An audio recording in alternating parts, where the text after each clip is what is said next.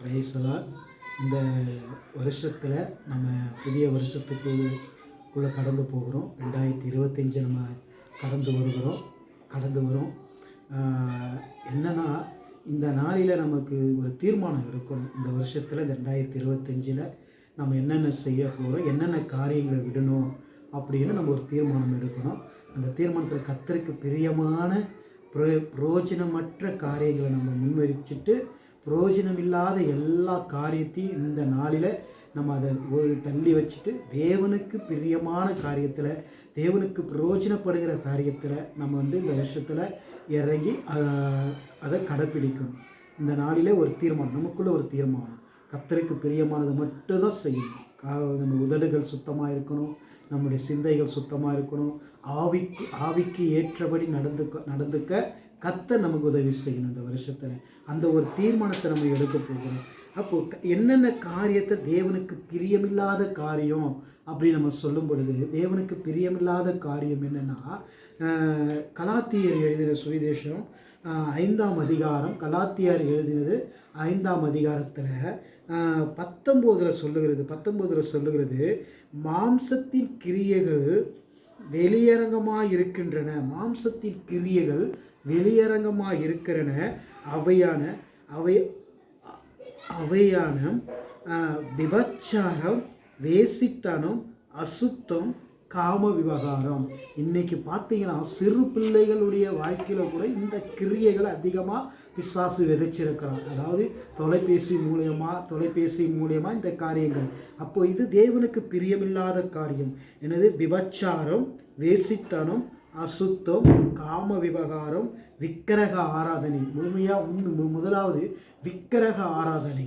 இப்படிப்பட்ட பில்லி சூனியம், பகைகள், விரோதங்கள், வைராக்கியங்கள், கோபங்கள், சண்டைகள், பிரிவினைகள், மார்க்க போதகங்கள், போராமைகள், கொலைகள், வெறிகள், களியாட்டங்கள் முதலவையானவைகளே. இப்படிப்பட்டவைகளை செய்கிறவர்கள் தேவனுடைய ராஜ்யத்தை சுதந்திரிப்பது இல்லை என்று வேதம் சொல்லுது.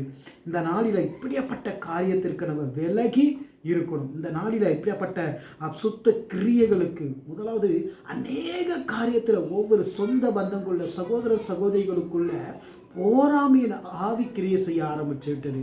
எல்லாருக்குள்ளேயும் போராமை, ஒரு குடும்பத்துக்குள்ளேயே பலவிதமான போராமைகள் இருக்கிறது. அதனால் போராமையின் ஆவிகள், இந்த பில்லி சூனியம், சண்டைகள், பிரிவினைகள், போதை வஸ்துகள், போதை காரியங்கள், காம விவகாரம், விபச்சாரம் அதிகமாக கிரியை செய்து கொண்டு இருக்கிறது.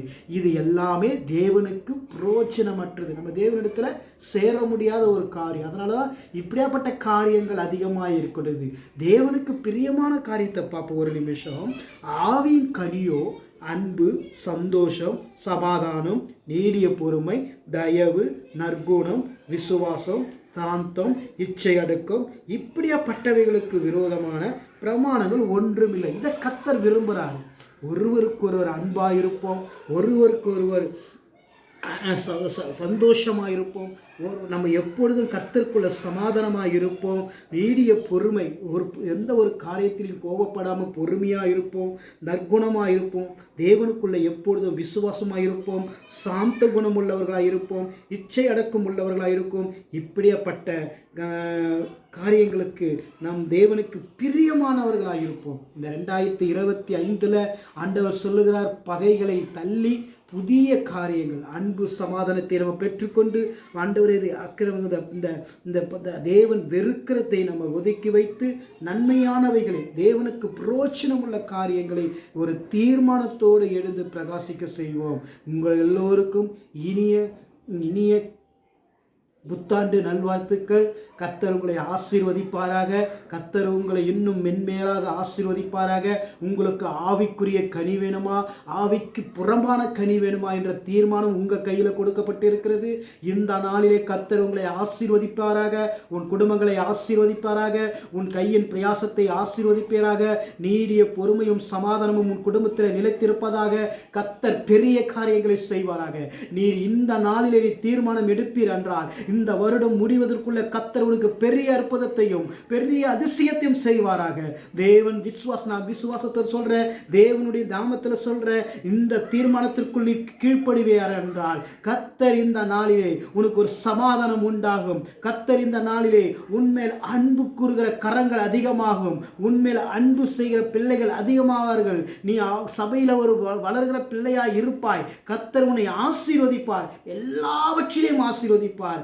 நன்றி. இந்த நாளில் உங்களோடு நான் இந்த சிறு வீடியோ மூலமாய் பங்கேற்றதுக்காக நன்றி. கர்த்தர் உங்களை ஆசீர்வதிப்பாராக. நாம் என்ன செய்ய போறோம் என்றது நீங்களே தீர்மானிங்கள். கர்த்தர் உங்களோடு இருப்பாராக. இயேசு கிறிஸ்துவின் நாமத்தில் ஜெபிக்கிறோம் எங்கள் ஜீவனுள்ள நல்ல பிதாவே. Happy new year.